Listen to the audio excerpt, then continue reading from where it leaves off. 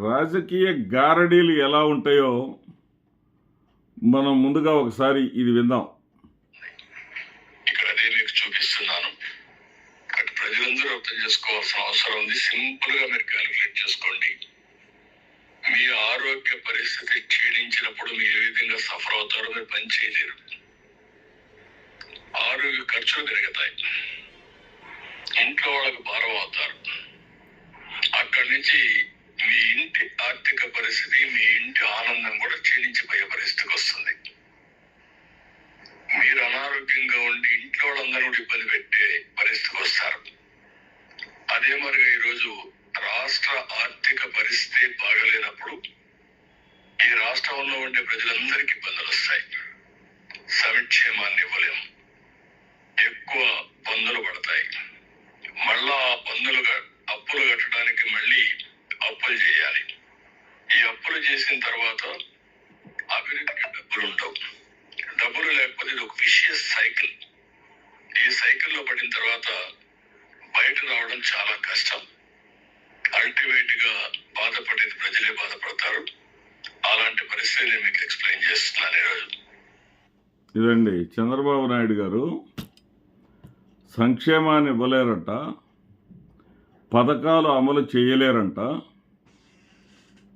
కేంద్ర ప్రభుత్వం ఆయనకు డబ్బులు ఇచ్చిందంట. ఆ డబ్బులు వచ్చేసి అమరావతి అభివృద్ధి కోసం ఇచ్చిందంట. అదేవిధంగా మన పోలవరం ప్రాజెక్టు కోసం ఇచ్చిందంట, విశాఖ ఉక్కు కోసం ఇచ్చిందంట, ఏదో పెండింగ్ పనుల కోసం ఇచ్చిందంట. ఆ డబ్బుల్ని సంక్షేమానికి మరల్చలేడంట. ఇక్కడ అనారోగ్యం చేసినప్పుడు మనిషి పరిస్థితి ఏంటో రాష్ట్రం పరిస్థితి అంతేనంట. అంటే ఆయన ఉద్దేశం ఏంటంటే, నేను ఇప్పుడు ఆరోగ్యాన్ని బాగు చేయడానికి వచ్చాను, రాష్ట్రం అనారోగ్యం పాలైపోయింది,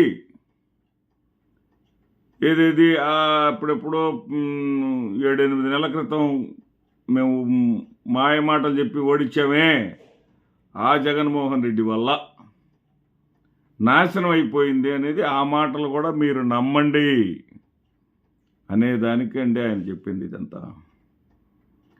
ఏమి సంక్షేమం నువ్వు ఇవ్వలేవన్న సంగతి ముందుగా తెలీదా నీకు? జగన్మోహన్ రెడ్డి గారు రైతు భరోసాని 16,000 కాకుండా 20,000 చేయమని అందరు చెప్పినా కానీ, లేదా 25,000 20,000 చేయమని చెప్పినా కానీ ఆయన బాధ్యత కలిగినటువంటి వ్యక్తిగా ఆయన చెప్పలేదు. మీరేం చెప్పారు? అదిరిందా తమ్ముళ్ళు అంటూ దీర్ఘాలు తీశారు కదండి ఆ రోజున. సూపర్ 6 అన్నారు కదండి ఆ రోజున. ఆ రోజున పీక్స్కి వెళ్ళిపోయినటువంటి మీ వాయిస్ ఈ రోజున ఇంత వీక్స్కి ఎందుకు వెళ్ళిపోయిందండి? అంటే జనం ఏమన్నా ఎర్రి గొర్రెల్లా కనపడుతున్నారా మీకు? ప్రజలకు అప్పుడు ఏం చెప్పారు, ఇప్పుడేం చేస్తున్నారు? ఆ రోజున జగన్మోహన్ రెడ్డి గారు 14 లక్షల కోట్లు అప్పు చేశారు, 14 లక్షల కోట్లు అప్పు చేశారని చెప్పేసి మోగారు కదా మీరు, మీకు భజనలు చేసేటటువంటి ఛానళ్ళు. మరి పురంధరేశ్వర దగ్గర నుంచి, పవన్ కళ్యాణ్ దగ్గర నుంచి, ఈ మహామహులంతా మహనీయులంతా కూడా మాట్లాడారు కదా, 14 లక్షల కోట్లు 14 లక్షల కోట్లని. 14 లక్షల కోట్ల అప్పులుంటేనే ఆయన 65 వేల కోట్ల నుంచి 70,000 కోట్ల వరకు ఇచ్చాడే. ఏది మీరు చెప్పిన ప్రకారం 14 లక్షల కోట్ల అప్పులు చేసి మరి 65,000 కోట్లు లేదా 70,000 కోట్ల రూపాయల సంవత్సరానికి ఇచ్చుకుంటూ వచ్చాడు. 5 సంవత్సరాల మీద ఏదో 3-3.5 కోట్ల రూపాయలు ప్రజలకు నేరుగా అందించాడు ఆయన. మరి మీరు అంతకన్నా ఎక్కువ ఇస్తామని ఎట్లా చెప్పారు? ఆయన చెప్పినటువంటి 65-70,000 కోట్లు కాకుండా దాదాపు రెట్టింపుగా 140,000 కోట్లకి ఇస్తామని చెప్పారే సంక్షేమ కార్యక్రమాలు. ఆ రోజు లేదు అంటే అధికారం చేతుల్లోకి వస్తే చాలనే ఆ రోజు తెలియదా? ఆంధ్రప్రదేశ్ రాష్ట్ర ఆర్థిక పరిస్థితికి రోగం వచ్చింది అని తెలీదా? మీరే చెప్పారుగా శ్రీలంక అయిపోయింది, ఇంకోటి అయిపోయిందని. అంటే మీ చేతుల్లోకి రాగానే ఏమైనా అల్లావుద్దీన్ అద్భుత దీపం ఉందా? తీరా పథకాలు ఇవ్వలేకపోతున్నాం, జనవరి కల్లా రోడ్లు వేయిస్తామన్నారు. ఆ రోడ్లలో గుంతలు మాసికలు మాత్రం అక్కడక్కడ వేశారు. అది కూడా చాలా కొద్ది చోట్ల వేశారు, అన్ని చోట్ల వేయలేదు. ఇక ఉచిత బస్సు సంక్రాంతి నుంచి తిరగటమేనన్నారు, అది లేదు. జగన్మోహన్ రెడ్డి గారు అమ్మఒడి సంక్రాంతి నుంచి ఇచ్చాడు, జనవరి నెలలో ఇచ్చాడు, అధికారంలోకి వచ్చిందేమో జూన్లో, ఇచ్చిందేమో జనవరిలో అన్నారు. మరి ఆ జనవరి కూడా పోయింది కదండి చంద్రబాబు నాయుడు గారు. ఇప్పుడు ఎక్కడ ప్రజలు అడుగుతారో అని చెప్పేసి ఇప్పుడు కాకి లెక్కలు చెప్తారా? అదేమంటే వాళ్ళెవరో చాలా కేటగారికల్గా లెక్కలు చెప్పారని అంటారా? ఈ లెక్కలు ఆ రోజున చెప్పలేదా? 14 లక్షల కోట్లని మీరు చేసినటువంటి తప్పుడు మాటలను అసెంబ్లీ సాక్షిగా మీరే ఒప్పుకున్నారు కదండి. 7 లక్షల కోట్లు మాత్రమే వైఎస్ఆర్సీపీ ప్రభుత్వం చేసినటువంటి అప్పులని అటు కేంద్ర ప్రభుత్వం పార్లమెంట్లో కానీ ఆంధ్రప్రదేశ్లో అధికారికంగా మీరు ప్రకటించినటువంటి ఈ యొక్క బడ్జెట్లో కానీ శాశ్వత బడ్జెట్లో కానీ మీరే ఒప్పుకున్నారు కదా 7 లక్షల కోట్లని. 14 లక్షల కోట్లు కాదు, 7 లక్షల కోట్లు మాత్రమే అప్పులైనప్పుడు 7 లక్షల కోట్లు అప్పులు చేసి కనీసం 70,000 కోట్లు జగన్మోహన్ రెడ్డి గారు ప్రజలకు ఇవ్వగలిగినప్పుడు మరి ఈ మధ్యన అమిత్ షా గారు వచ్చేసి మీరు వచ్చేంత 6 నెలలు కాలేదు, ఇప్పటికే మీకు 3 లక్షల కోట్లు ఇచ్చేసామన్నారు కదా. మరి ఆ 3 లక్షల కోట్లు ఎటు అయిపోయినాయి? రాష్ట్రంలో వస్తున్నటువంటి ఆదాయం ఎటుపోయింది?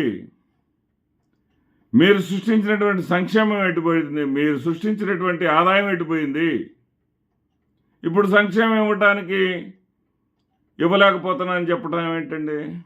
ప్రజలకు కూడా ఒక్కసారి కాకపోతే ఒక్కసారైనా సరే మనం ఇలాంటి కళ్ళబొల్లి మాటలు చెప్పేవాళ్ళను, ఇలాంటి స్వార్థపరులను, ఇలాంటి అధికార యావ డబ్బు పిచ్చ ఉన్నవాళ్ళని మనం నమ్మకూడదని ప్రజలు తెలుసుకోవాలి. ఎంత బాగా చెప్తున్నారు చంద్రబాబు నాయుడు గారు. రోగం వచ్చిన మనిషితో పోలుస్తారు ఆంధ్రప్రదేశ్ రాష్ట్రాన్ని. దావోస్కి వెళ్ళి కూడా ఆంధ్రప్రదేశ్ సర్వనాశనం అయిపోయిందని చెప్తారా? సర్వనాశనం అయిపోయిన ఆంధ్రప్రదేశ్ రాష్ట్రానికి ఎవరైనా అప్పులు పెట్టడానికి ముందుకు వస్తారా? అంటే నువ్వు వచ్చి బాగు చేస్తానంటావా? ఈ ఆంధ్రప్రదేశ్ రాష్ట్రానికి 1995లో ఏమంతా కాలు పెట్టి అడిగి పెట్టావో నువ్వు, ఆ 95 నుంచి ఈనాటి వరకు 2025 కాలం వరకు అత్యధిక సంవత్సరాలు పరిపాలించినటువంటి ముఖ్యమంత్రి నువ్వే కదా. ఆంధ్రప్రదేశ్ రాష్ట్రంలో ఈ రోజున అప్పులైనా కానీ లేదా ఒప్పులైనా కానీ తప్పులైనా కానీ మెప్పులైనా కానీ నువ్వే కదా ఎక్కువ బాధ్యత తీసుకోవాల్సిందే. మధ్యలో వచ్చిపోయిన జగన్మోహన్ రెడ్డి గారు ఏం చేస్తారు? నువ్వే చెప్పుకుంటావు కదా దేశంలో కల్లా సీనియర్ ముఖ్యమంత్రిని, గతంలో 9 ఏళ్ళు పరిపాలించాను, మరి ఇప్పుడు మళ్ళీ ఒక 5 ఏళ్ళ అవకాశం ఇచ్చారని చెప్పారు కదా, చెప్పుకున్నారు కదా. మరి మీరే కదా బాధ్యత వహించాల్సింది. మీరు చేసినాయి కదా ఈ అప్పులన్నీ. ఈ రోజున వచ్చేసి అదిరిందా తమ్ముళ్ళు అన్న దీర్ఘాలు తీసిన నువ్వు ఈ రోజున వచ్చేసి ఈ మాటలు ఏంటండి, ఈ బీద పలుకులు ఏంటండి? అప్పుడు కూడా అంతే, అమరావతిలో కట్టుబట్టలతో వచ్చామని చెప్పేసి బీద పలుకులు పలికారు. హక్కుగా ఉన్నటువంటి హైదరాబాద్ని ఓటుకు నోటు కేసులు ఇరుక్కొని పారిపోయి వచ్చారు. ఎక్కడ చూసినా మీ స్వార్థం తప్ప ప్రజల గురించి ఆలోచించరా అండి? ప్రజలకి ఏం చేయాలి, మంచి ఏంటి చెడేంటి అనేది ఆలోచన మీకు రాదా అండి చంద్రబాబు నాయుడు గారు? ఎంతకాలం మోసమేనండి, ఎల్లవేళలా మోసమేనా? మీ డబ్బా ఛానళ్ళు ఉన్నాయి, ఆ TV5 ఎప్పుడో 2023లో చెప్పిన మాటను మళ్ళీ ఇప్పుడు చెప్తున్నారు. ఏది గ్లాసు పగిలిందంట. మీరు దావోస్కి వెళితే అద్దం పగిలిందంట, అద్దం పగిలి లోపలికి చలి వస్తుందంట, ఆ చలి దెబ్బకి మీ వెంట వచ్చిన అధికారులకు నిద్ర లేదంట, వాళ్ళకేదో తెల్లవారుజాము నిద్ర పట్టిందంట, వాళ్ళు కాసేపు ఆలస్యంగా పడుకొని ఆలస్యంగా నిద్రలేస్తే మీరు అప్పటికే వెళ్ళి పని చేసేస్తున్నారంట. కోర్టు కానీ ఏమి లేకుండా తెల్ల చొక్కాతో మాత్రమే పని చేస్తున్నారంట. అసలు మీరు తెల్ల చొక్కా వేసిన దాఖలాలు ఎక్కడున్నాయండి? మీరు వేసుకునేది పసుపు చొక్కా. సరే, పసుపు చొక్కాని ఏది ఖద్దరు చొక్కా అంటాం వాళ్ళ ఉద్దేశం అనుకుందాం. అసలు ఇంత పీక్స్లో మీరు పబ్లిసిటీ చేసుకోవటం ఏంటి? ఇంత పీక్స్లో మీరు సంపదలను సృష్టించటం ఏంటి? ఈ రకంగా పెట్టుబడులు రప్పించామని డప్పాలు కొట్టుకోవటం ఏంటి? 20 లక్షల కోట్ల పెట్టుబడులు వచ్చేసాయని చెప్తే దాంట్లో గ్రౌండింగ్ అయింది 59,000 కోట్లకు మాత్రమే ఉండటం ఏంటి? దావోస్కి వెళ్ళి కూడా జగన్మోహన్ రెడ్డి గారు తీసుకొచ్చినటువంటి గ్రీన్ ఎనర్జీ ప్లాంట్ల గురించి మీరు చెప్పుకునేటటువంటి దౌర్భాగ్య పరిస్థితులు మీరుంటవేంటి? మళ్ళీ టైం అయిపోయింది కదా, జనవరి కూడా వచ్చేసింది, కొత్త సంవత్సరం కూడా ఎంటర్ అయిపోయాక ప్రజలు తిరగబడతారు నా మీద అనుకున్నప్పుడు ప్రజలకు వాస్తవాలు తెలియచేయాలి. సంక్షేమం ఇవ్వలేను అంటే ఒకటండి, సిగ్గు అనేది ఉంటే మీకన్నా ఉండాలి, మీకు ఓట్లు వేసినటువంటి మాకన్నా ఉండాలండి. నమస్తే.